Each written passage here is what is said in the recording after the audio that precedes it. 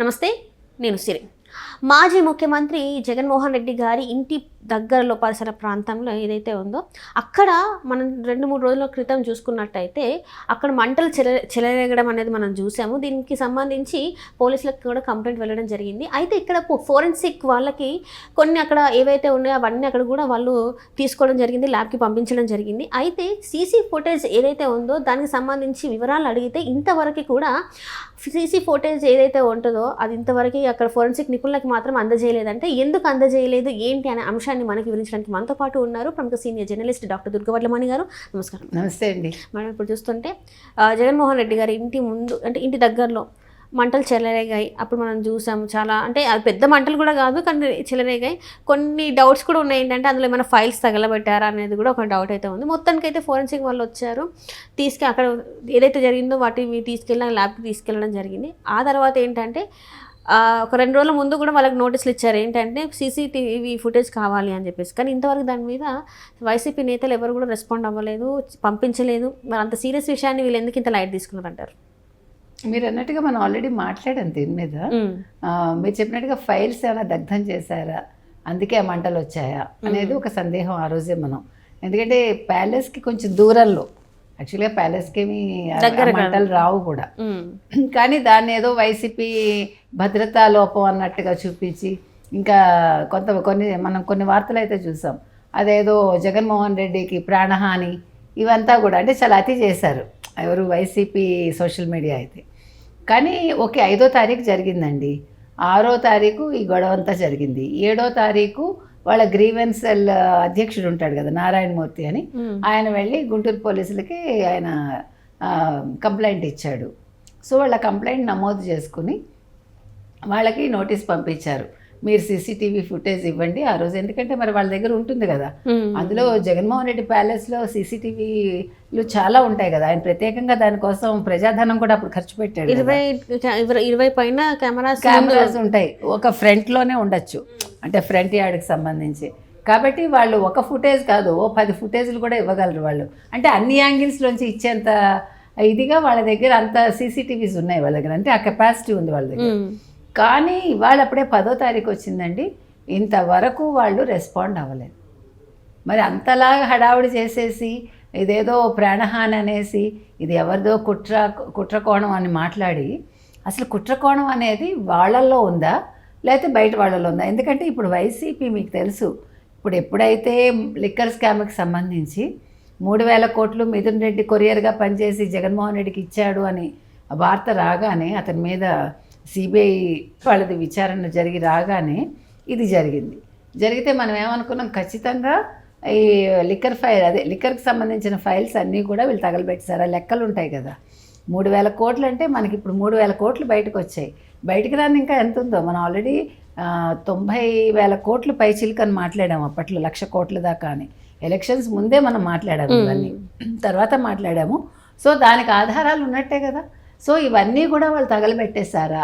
ఆ తగలబెట్టేసి ఏదో దొంగ నేర్చినట్టుగా వీళ్ళన్నీ చేసేసి ఏమీ తెలియనట్టు జగన్మోహన్ రెడ్డిని ఏదో చేయడానికి వచ్చినట్టుగా, అక్కడ ఏదో అంటించేసినట్టుగా, ఆ మంటలంతా కూడా ఏదో ప్యాలెస్లోకి పాకినట్టుగా ఒక సీన్ క్రియేట్ చేసి దాని మీద వాళ్ళు సోషల్ మీడియాలో వార్తలు ఇచ్చుకున్నారు. అందుకు అనుసంధానంగా ఉండే ఛానల్స్ కూడా మాట్లాడాయి కదా. మరి ఎందుకు ఇవాళ ఎవడూ మాట్లాడటం లేదు? ఇవాళ ఎందుకు సీసీటీవీ ఫుటేజ్ ఇవ్వలేదు? అది ముఖ్యం మనకి. ఎందుకంటే ఎందుకు నోరు మూసుకుని ఉన్నారు? నోరు మూసుకుని ఉండడానికి వీల్లేదుగా.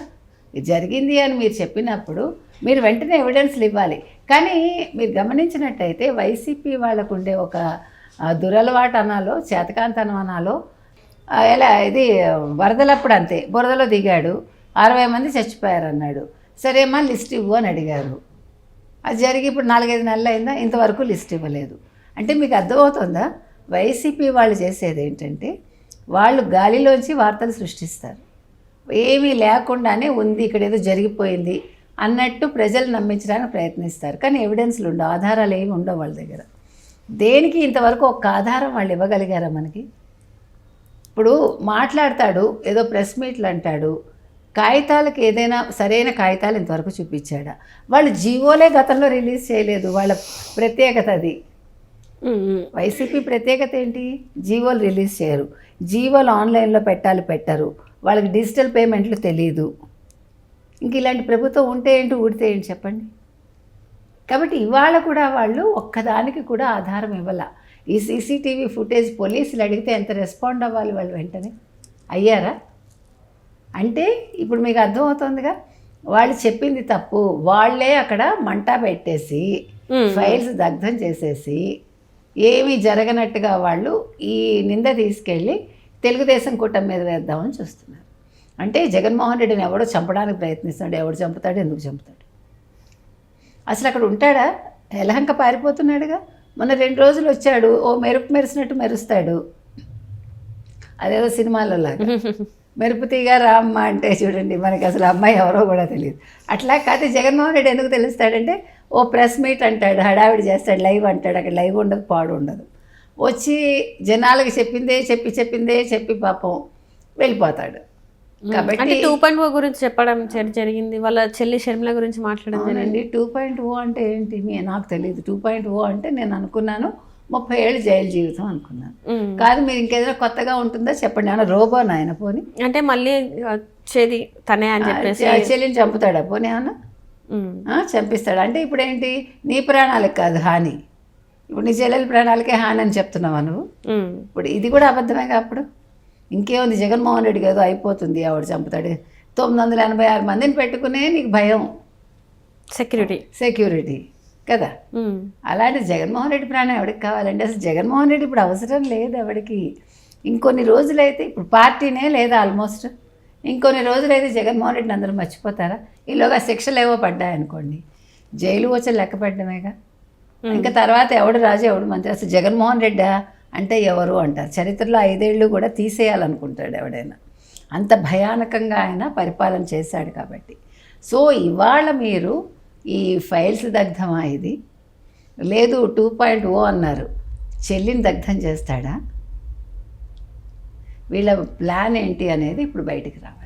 అంటే ఇక్కడ చూసుకున్నట్టయితే ఇప్పుడు మరి జగన్మోహన్ రెడ్డి గారి ఇంటి దగ్గర, అంటే అది ప్యాలెస్, తాడపల్లి ప్యాలెస్ దగ్గర చెలరేగిన మంటలు కారణం ఎవరనేది తెలియాలంటే ఖచ్చితంగా సీసీ ఫుటేజే మనకు కావాలి, అంటే ఫోరెన్సిక్ నిపుణులకు కావాలి.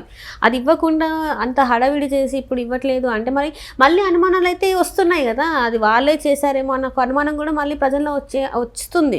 ఇప్పుడు ఇవ్వకపోవడానికి ఇప్పుడు 2 రోజులైనా కూడా ఇంతవరకు సబ్మిట్ చేయలేదంటే మళ్ళీ ప్రజల్లో ఇంకొక అనుమానం స్టార్ట్ చేస్తుంది. ఆ అనుమానం స్టార్ట్ చేయడానికి కారణం కూడా వీళ్ళు అయ్యారు. మరి దీని మీద వాళ్ళు స్పందిస్తారు? అదే కదా, ఇప్పుడు ఫోరెన్సిక్ నిపుణులు వాళ్ళ బృందం ఏదైతే ఉందో వాళ్ళు ఏమడిగారు, మీరు కొంచెం ఆ ఫుటేజ్ ఇస్తే మేము దాన్ని టెస్ట్ చేసి మీకు చెప్తామండి అని అడిగారు. మరి వాళ్ళు ఇవ్వాలి కదా, వాళ్ళు ఇవ్వకపోతే ఎట్లా జరుగుతుంది అది? అంటే మీకు ఇప్పుడు అర్థమవుతుంది కదా, ఒక హడావిడి చేయడం. ఇప్పుడు జగన్మోహన్ రెడ్డి తన ఉనికిని కాపాడుకోవటానికి ఇలాంటివన్నీ చేస్తాడు. ఇప్పుడు చూడండి, వచ్చాడు ప్రెస్ మీట్ పెట్టాడు, ఈ అంటించేశారు.